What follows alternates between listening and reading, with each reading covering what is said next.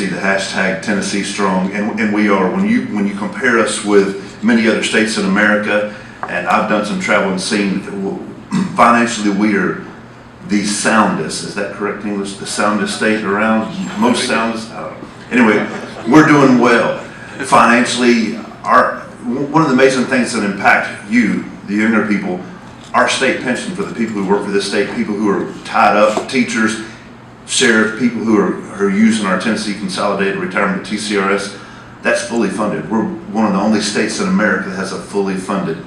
We're not in debt because of our roads. We're strong. 10 years ago, we were in the bottom 5 for education in America. We've moved up. Now we're in the low 30s. We were in the bottom 40 for business-friendly states. We're in the top 3 business-friendly states in America now. We're doing well. We do have some struggles in front of us with infrastructure, but right now Tennessee's doing well. And you heard Senator Sutherland speak about the gas tax. I want to give you a perspective on that. I haven't had to vote on it yet, and I'm not sure what's going to go. Let me give you a perspective, kind of break it down what the tax would do. Governor Haslam has a plan. It's 7 cents on gas, 12 cents on diesel, and it's indexed. Attached to the CPI, that means it would automatically adjust every 3 years. Now what that would mean for you, that would bring roughly about $300 million a year into the state. TDOT tells us we're $10 billion behind on projects. Projects around here would include finishing this road right here, 411, to go in all the way right down into Pigeon Forge. It would finish connecting into the Hooper Highway from Causeway Highway, things like that. Those kind of projects and bridges and stuff like that all around the state, which total around $10 billion. We don't go in debt to build our roads, which is a good thing for the younger ones and for our children. We're the lowest debt state in America, so we don't want to change that. But if we want to continue to build infrastructure, we have to do something. So there's 2 plans out there. There's a plan called the Cocke plan, which is represented from Greene County, which would transfer 0.25% out of the sales tax to that. Now, it wouldn't bring as much money in as the governor's plan would bring, but it would bring in some more money, and we'd be able to continue. So there's one plan that would not increase taxes, and the other plan would increase taxes some, but they would also cut some taxes. One of the things interesting that you need to know going into and making your own decision whether you like it or not, when you call Steve and I, 40% of the governor's plan of the $300 million would go back to the local government. Now, why is that important? And the county mayor's not here, but we do have our 2 city mayors. Our roads are struggling here, and people want our roads to be able to do well. We want the infrastructure that the county and the cities have to offer to be well. They're not funded well. The only way we can do that in this county or in these cities is to raise a property tax or do a will tax. And when you hear somebody talk about raising a property tax or doing a will tax, the county people go crazy. If we're going to move forward, something has to give. Either we cut somewhere and everything has a constituency to it, or we bring in some more money. One of the ways to do that is the governor's plan would bring 40% of that revenue, which would bring a couple $1 million a year to Cocke County. So it's just something to think about where you go there.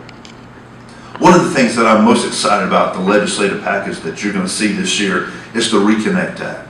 Now this impacts all of the business leaders in here today, and I'm encouraged to see the business leaders. The Reconnect Act that Governor Haslam is proposing is a last dollar scholarship for adults who decided when they get 35, when they get 40, when they get 60, whatever, they say, you know what, I want to go back to school. I want to be able to go back to Walter State. I want to be able to go to the technical school over here in Morristown and do something with myself. I want to be able to do that. If we pass that this year, you will be able to literally go and get a 2-year degree from Walter State, local community college, or to the technical school for free. It's not free, but it does come from the Tennessee lottery money. We have money that has been invested, and the interest off that money is enough that we believe going into the future that we can pay for that. And another wonderful thing we're going to do with the Reconnect Act is anybody who is served in our U.S. military, anybody who's in our National Guard, and they're ready to go to school and get engaged right now, if we pass it, you will actually be able to get a 4-year degree. That's pretty amazing. Why is that amazing for us? Well, we know that an educated workforce is the best workforce. And for us to be attractive to businesses and compete in a global society, we want Tennessee to be at the forefront. We want Tennessee to be the place that people think, man, those people there are educated. Those people there have degrees. They have some of the best welders. They have some of the best plumbers. They have the best electricians. They know they're comfortable bringing their multi-million-dollar investment to this state because we've educated our workforce. And that's an excellent thing. Education this year, we were going to up the BEP funding by $200 million. That's incredible to be able, and I see we do have some educators here. See the judge's wife here is interested in that. She's excited. That impacts you. That impacts you, and you don't realize how that does impact you. But when we do that, we're bringing more influence and more ability for us to do a better job educating our students. 34% of Tennesseans don't have access to internet. The governor's plan does include a law that would allow municipally owned utilities, such as Newport Utility, to be able to spread and compete with that. I've typically been on the side that I would never say that government should compete with a private business. However, private businesses has failed to get high-speed access to the highways and byways. They have not stayed up with the demand. And I've had a 92-year-old lady from Del Rio call me and said that she needs internet, and she doesn't have it.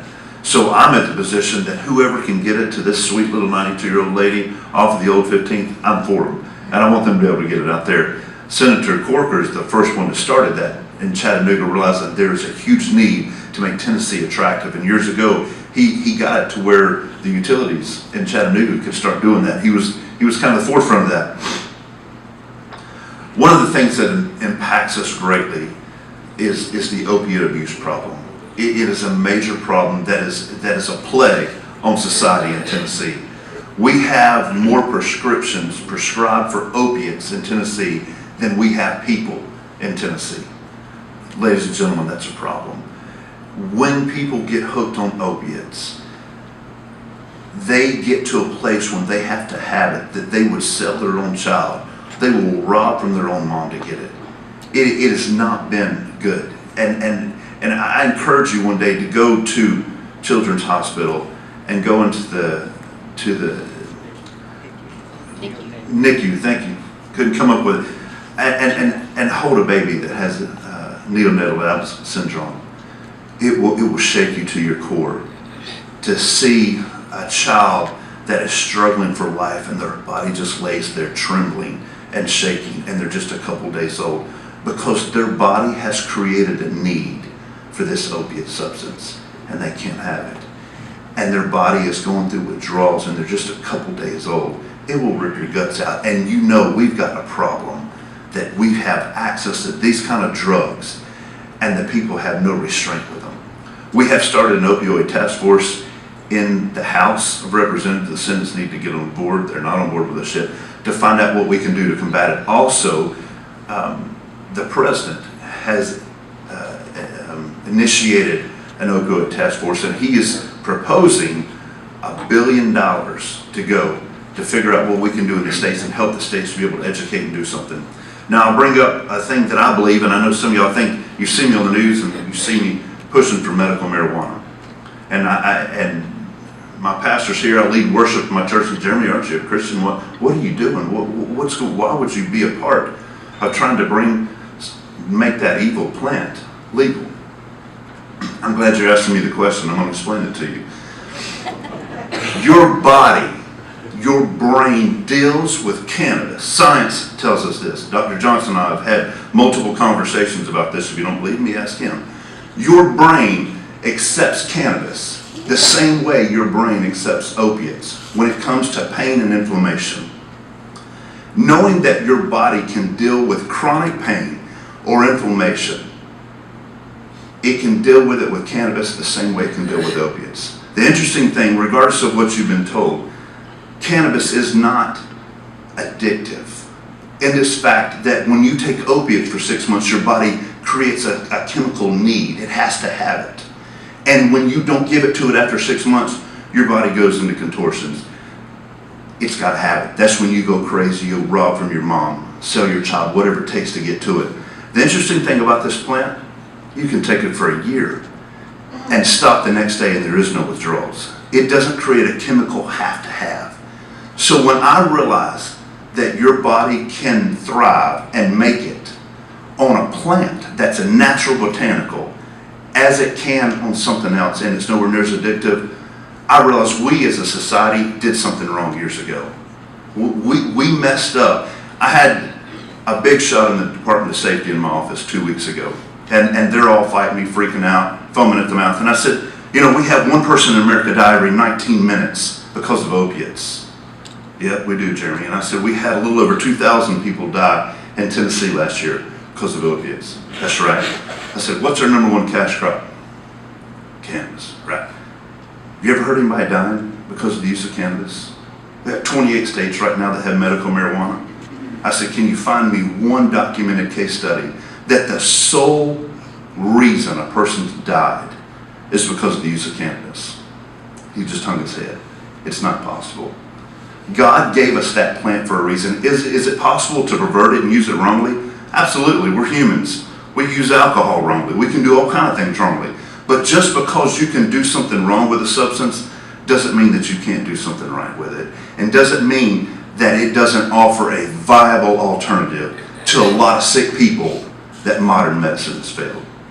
So that's who I am. That's what's going on. We have some wonderful things happening in Tennessee. I want to encourage you to get engaged. This year I've seen a lot of people from home come up. I want you to know that the capital belongs to you. Dr. Johnson just came to see me last week. We had lunch together. I've seen a few of you up there. Listen, this is what I tell everybody who comes, and they think it's hilarious when I tell them. When you come to the Capitol, I tell people, you can walk around this place like you own it. Do you know why? Because you do own it. It belongs to you. I want to encourage you to come get involved. Call Steve's office, call my office. You can sit right on the House floor while we're in session. You can be a part of it and understand from our perspective. So when you're up there, you hear perspectives that you never thought were even possible. But get engaged. Come see us. Thank you for allowing me to serve.